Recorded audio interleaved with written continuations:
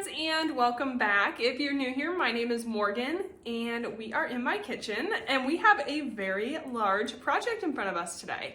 So this year I had to pull my onions before they were able to fully flop over. And so my onions are not made for long-term storage. So I have a lot of really big onions. However, they're gonna get soft. They're not gonna last very long because this, when it's finished, will bend like this, which basically seals off the onion from the outside air. When that doesn't happen, onions were not made to last very long because obviously it still wants to grow, as you can see here. And so what I'm gonna do is I'm gonna get these all processed up. I am gonna see how many we have, but I want to really make some balsamic caramelized onion jam. I was flipping through my ball book. Let me show you which one I have. Okay, so I have an onion peel on the floor. I have this one, and I was flipping through and I found this recipe for balsamic onion jam, and I thought, that sounds incredible. We eat a lot of burgers, we eat a lot of steaks, and so I think having that on our pantry shelf would be a huge treat for this year. So I am going to get making that. Here are all of the onions we have to preserve up. So we are going to be busy. So first thing I need to do is just get them cut up, get the skins peeled off, and see how many pounds we are working with so we know what all we want to do with today's onions. So I'm gonna get to cutting and then I'll catch you all ready for the next step. All right, friends, so I'm basically, because these onions are so dirty, I'm kind of doing like a little assembly line. So I'm doing the really messy part on this cutting board and then putting them in here whole. That way I can wash them off. I just see how they have a little bit of dirt on them. I'm not trying to preserve them. I want to preserve them in the highest quality and best form possible. So that's kind of what we as an I, am doing just to try to keep the dirt down. And I'm using this little cutting board because it's really easy to just pick up and dump the garbage off of. So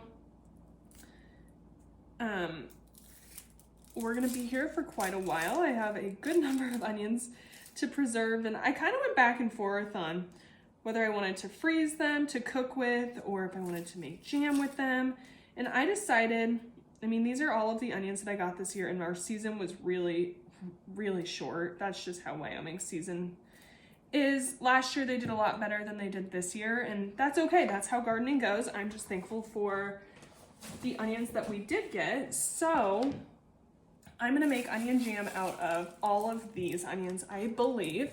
We'll see how much it is and see if it's too much, but I think this will make really good gifts this winter, just as like people come over, and I think it's something really nice to have. I don't know if you guys ever experienced this, but someone around the holidays will come over to your house or drop off a gift, and then you didn't plan anything for them, and I always feel like that's kind of awkward. And so I'm thinking this will make a really nice gift just to have already pre-packaged. We'll probably put a few ribbons on them, and that way if something like that happens, we can quickly say, oh my gosh, so happy you're here too, and go grab a gift or something of some onion jam, maybe some blackberry jam, and be on our merry way. I think it'll make great gifts for family, kind of all of those things. So I think it's better to have a lot of this. I think caramelized onions and balsamic is like such a good pairing. I think a lot of people will enjoy it. So that's kind of what I'm thinking. And it's where you get the most flavor. Like, it's really highlighting the onion versus if we put it in a dish, sometimes you don't even taste the onions. So I think that's gonna be the direction that we head with these onions, just so that we can put them to use, make sure everyone's getting good flavor and taste out of them. And yeah, I'm super excited about it. I think homegrown onions, if I had to choose my top favorite things to grow, onions is definitely on that list. They are just a different world of flavor. They are so dang good. And if you've never grown onions before, it's really actually very simple. So I would highly, highly encourage you to give it a try. You don't have anything to lose if it doesn't work. It's my favorite part about gardening. If it doesn't work, only you know it didn't work.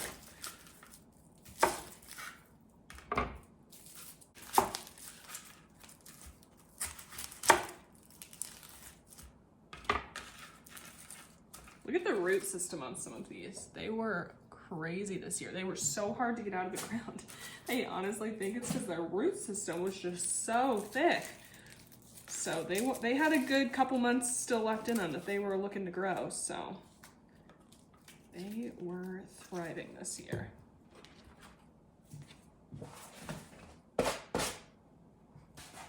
And we have a sneaky green tomato that made it into this. So that's a pleasant surprise. Okay, so I'm gonna go ahead and get all of these processed and cut up. All we're doing is just dicing them up like this. And then I'll catch you when we start caramelizing them.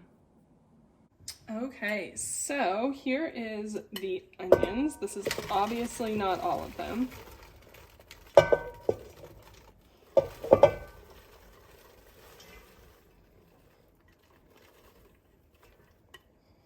Whew, that is a full Dutch oven.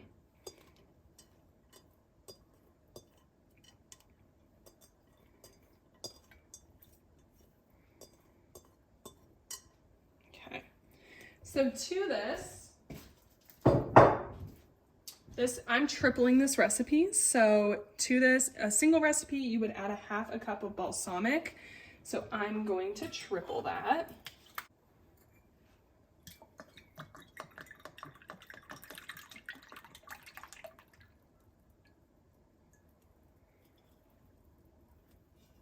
Okay, we're back. That took me forever to get that pull tab thing off. Okay.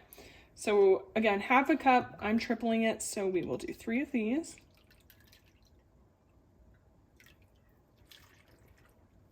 One.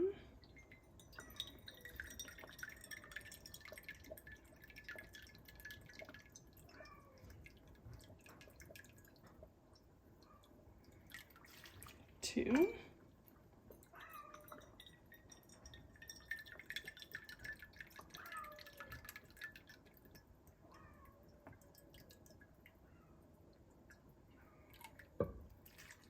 And 3. Then we're gonna do a half a cup of maple syrup, again, tripling the recipe.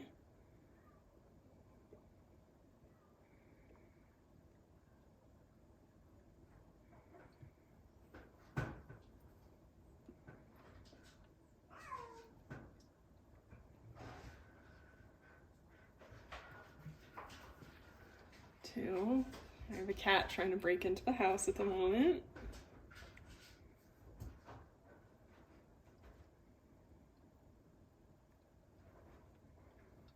3. And then we're just going to add 1.5 teaspoons of salt. Again, we're tripling. There's 1.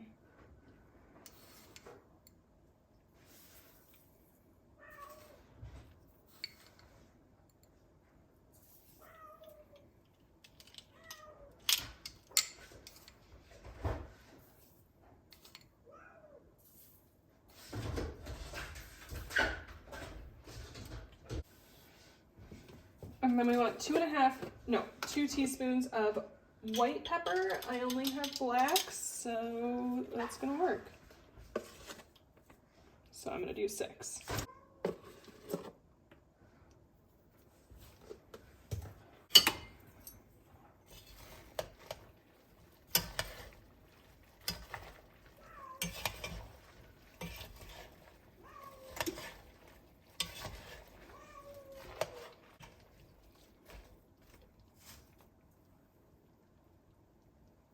We're gonna let this cook for 15 minutes and I will stir it occasionally. All right, friends, so as you can see, all of our onions are translucent. So we are gonna move on to the next step. and that is adding 2 cups per batch, so 6 cups of apple juice. And apple juice is not something I traditionally keep in my house just because it's a lot of sugar. Whoa! It's a lot of sugar, and I'll drink it, and I don't really feel like we need it. And so I have been swatting Sam's hand away from this dang apple juice since I got it. So I was like, I have to make this recipe because I can't keep this apple juice away from him any longer.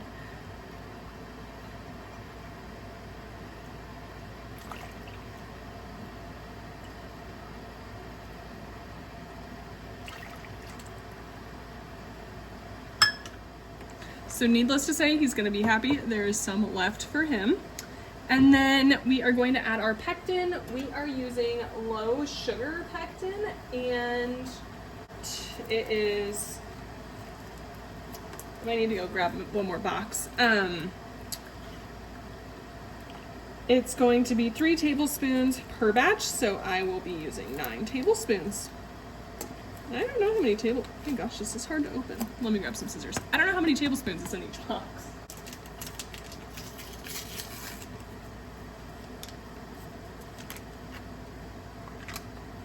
Okay.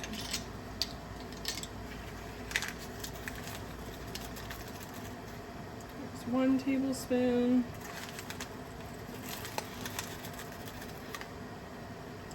2.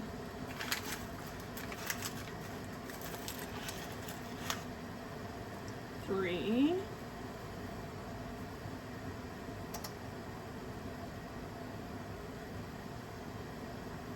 4. 7.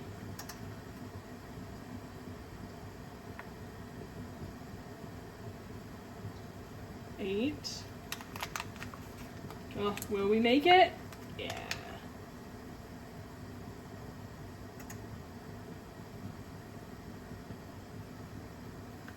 9. And we have probably 1 tablespoon left. Let's give that a good stir.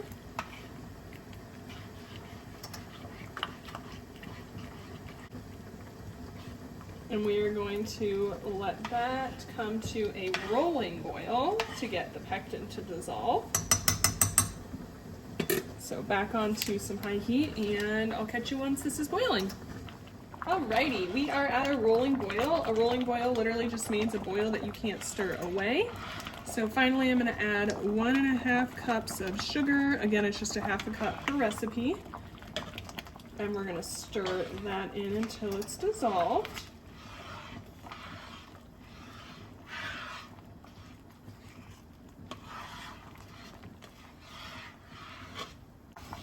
Okay, so we're at the rolling boil. Careful, it splashes and it's a little bit warm. So I'm going to set a timer for 1 minute. Hey Google, set a timer for 1 minute. Sure, 1 minute, and that's starting now.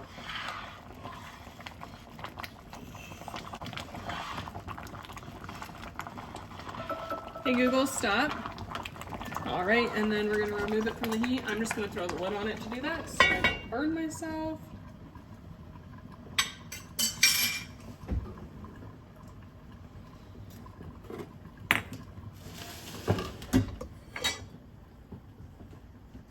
And I'm gonna let that stop boiling, and if we have any extra foam, we'll discard that, and then we're gonna get this into jars.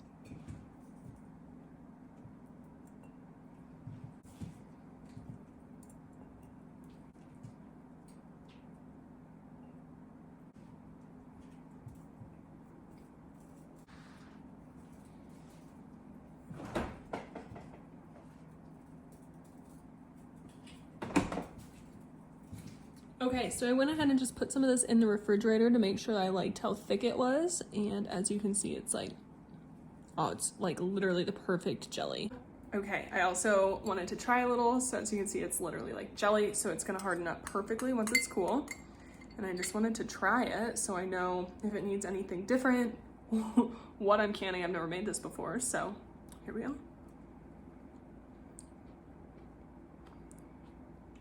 Oh, oh my gosh. Okay, this will be so good on a BLT, burgers, on like a brie cheese bake. Oh, this is so good. I know it looks like we put a lot of sugar in there between like the juice and the sugar, but it's really not super sweet.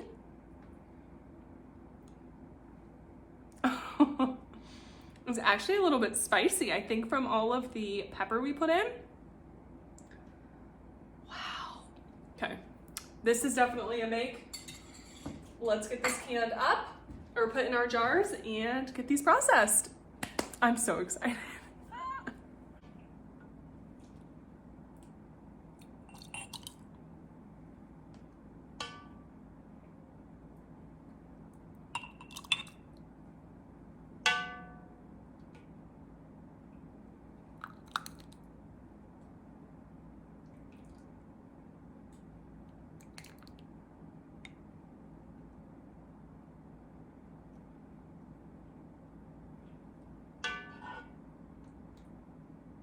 All right, now I'm just gonna run the bubble thing around the edge, get all of the air bubbles out.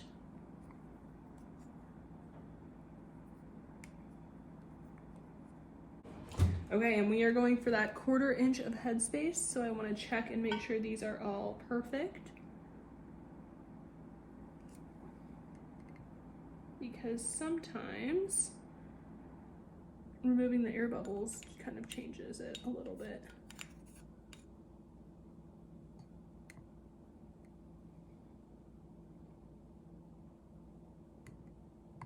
Whoa.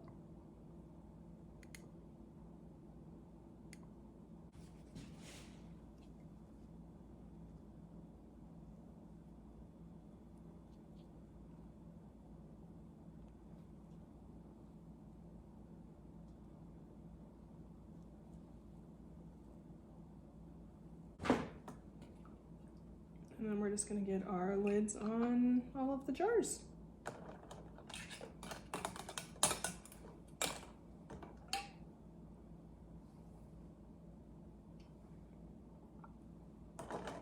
Remember, when you're canning, you always need to use new lids, and you want to check that the rubber is intact. Make sure that it's not split anywhere and that all of the lids you're using are new. That's going to help ensure you get a good seal as well. And you don't want to touch the red or whatever color rubber that it's on your lid, because you don't want to get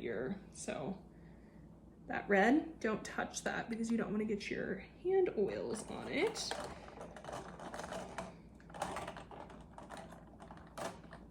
So if you're going to handle it with your hands, make sure you're just doing it like so. From, why are these so stuck together? Oh. Water seal. Make sure you're just doing it like so you're not actually touching the red. Whoa. So we have all of our lids on. Now I'm gonna go ahead and stick the rings on.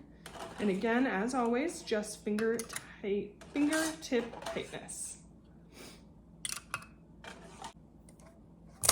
Whoa.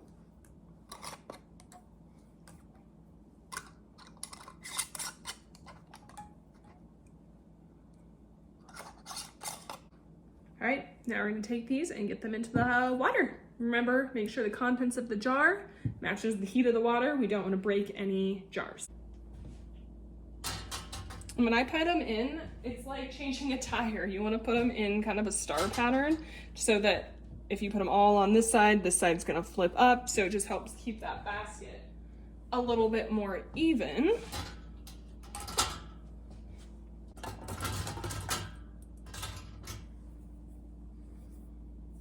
Okay, that is perfect. They're all even, so I'm going to turn on the heat. I'm gonna put them down in the water.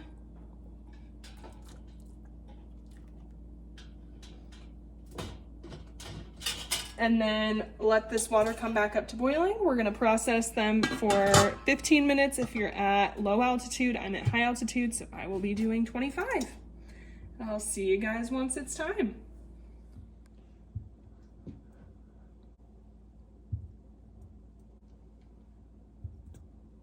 All right, friends, so as you can see behind me, I currently have 13 jars all canned up with the balsamic onions. I still have about maybe 3 or 4 half pints left, so I'm going to get those all processed up and we'll be done. I think in total we'll get about 17 pints. I did want to update you on the onions, so here is all of the onions we still have. I did chop all of these up as well, and I'm actually going to freeze those. I think 17 half pints of the jam should be sufficient. I'm only trying to get it through an entire year, see if it's something we enjoy, if we use it a lot, and that will help me decide if we need to make more next year. So I'm gonna go ahead and get the rest of these chopped up. I am dicing it, and then I'm also slicing it into thin little like fajita peppers. That way we can put it in, obviously, fajitas. We can also put it on top of steaks with some mushrooms. So I'm gonna get those all done. I do vacuum seal these bags just because we have so many onions.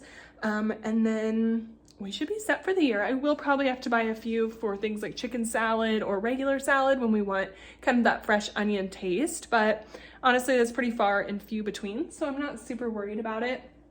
That's it for today. Thank you guys so much for joining me. I hope you enjoyed today's video. I really appreciate you taking time out of your day to come hang out with me, and I guess that's it. We will see you in the next one. Bye.